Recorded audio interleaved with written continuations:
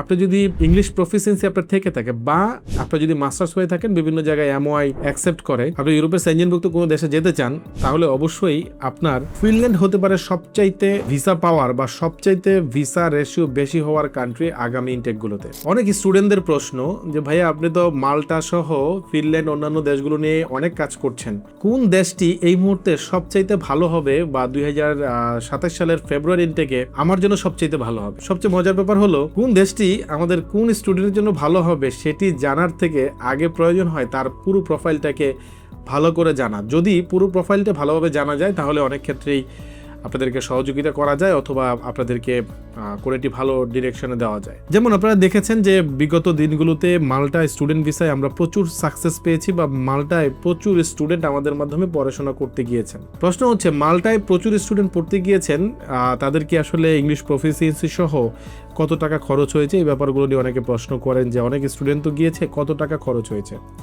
মাল্টায় একটা স্টুডেন্টকে পড়তে যেতে হলে কমপক্ষে 10 থেকে 14 লাখ বা 15 লাখ টাকা পর্যন্ত বাজেট নিয়ে স্টুডেন্ট ভিসায় যদি যেতে চায় তাহলে বাজেটটা নিয়ে রাখতে হয়। মাল্টায় অনেক কিছু সহজ, যেমন ব্যাংক স্টেটমেন্ট সহ, স্পন্সর শোকেসিং সহ, tuition fee after visa, IELTS লাগছে না, এইসব ব্যাপারে অনেক স্টুডেন্টেরই কিন্তু মাল্টা গত 2-3টা ইনটেক খুব বেশি চাহিদার তুঙ্গে ছিল এবং মাল্টাও সবচেয়ে বেশি ভিসা দিয়েছে। ক্ষেত্র বিশেষ অনেকের প্রশ্ন যে এই মুহূর্তে জানুয়ারি বা ফেব্রুয়ারি ইনটেকে কোন দেশগুলো 2026 সালে সবচেয়ে বেশি ভিসা দিবে এটা অনেকে জানতে চান। আমি যদি একটু আপনাদেরকে স্পেসিফিক বলি, মাল্টা এই সময়ে এত বেশি ভিসা দিত বা লাস্ট 3-4টা ইনটেক এত বেশি ভিসা দিবে এইটা আমরা আসলে অতটা ওইভাবে আমরা কেন কারো পক্ষে গেস করা সম্ভব না কোন ইনটেকে কি কত ভিসা দিবে। তবে এইটা গেস করা সম্ভব যেহেতু মাল্টায় সবচেয়ে বেশি ভিসা আগামী ইনটেকগুলোতে এখনো দিচ্ছে বা আগামী ইনটেকগুলোতে দেওয়ার পরিকল্পনা আছে। তো সেই ক্ষেত্রে প্রচুর স্টুডেন্ট মাল্টাকে পছন্দ করবে এবং এর পরবর্তীতে যে দেশটি হতে যাচ্ছে সেটি কিন্তু মেবি মাল্টা না, কারণ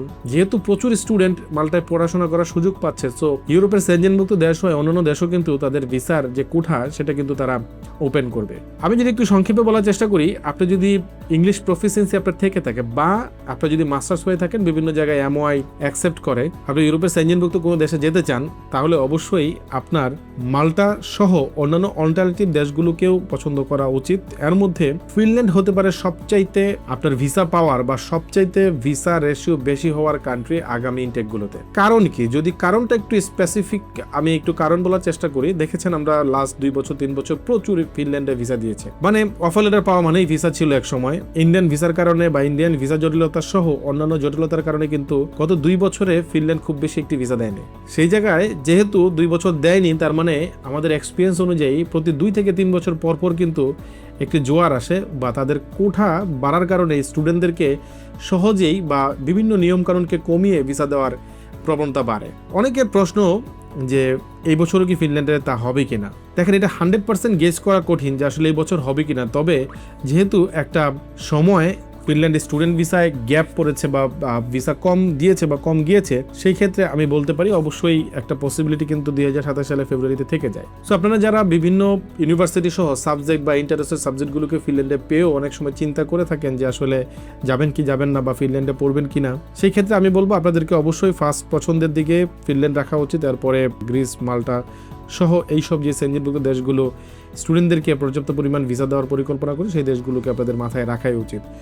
তবে যদি ফিনল্যান্ডে আপনি যেতে চান, কোনো কারণে ফিনল্যান্ডকে আপনি ডিসিশন নিয়ে থাকেন, তাহলে কিছু জিনিস আপনার জানা খুবই জরুরি। যদি আপনার স্পন্সর ভালো হয় তাহলেই কিন্তু ম্যাক্সিমাম টাইম ভিসা হয়, এটাই অনেকে জানেন। অফার লেটার হয়তো আমি নিয়ে আসা যায়, আমরা নিয়ে আসলাম, কিন্তু যদি আপনার ফিনল্যান্ডের ভালো একজন স্পন্সর না থাকে বা বাবা মা বা অন্যান্য আত্মীয় স্বজনের মধ্যে যদি আপনি কোনো স্পন্সর না পান, তাহলে কিন্তু আপনাকে অবশ্যই আগে থেকে প্রিপারেশন নিতে হবে।